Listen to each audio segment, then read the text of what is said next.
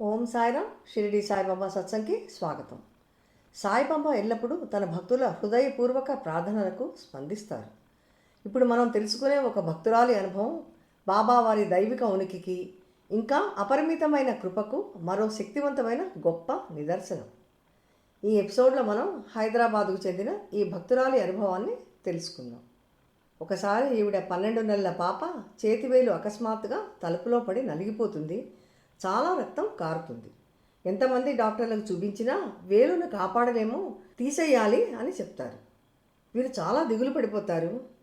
వీరు బాబావారి భక్తులు అవటం చేత ఎలాగైనా వీరి పాప వేలును తీసేయకుండా కాపాడమని బాబాను వేడుకుంటారు. అమితమైన భక్తి, శ్రద్ధ, నమ్మకంతో బాబాను ప్రార్థిస్తూ ఉంటారు. బాబా వీరి ప్రార్థనలకు స్పందిస్తారు. పాప వేలుకు ప్లాస్టిక్ సర్జరీ జరుగుతుంది.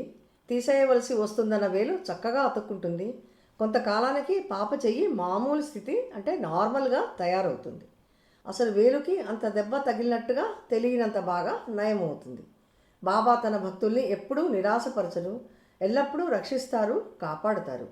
ఈ భక్తురాలి ఈ అద్భుత అనుభవాన్ని ఈ గురువారం సాయంత్రం 6 గంటలకు వచ్చే ఎపిసోడ్లో వివరంగా తెలుసుకుందాం. ఓం సాయిరామ్.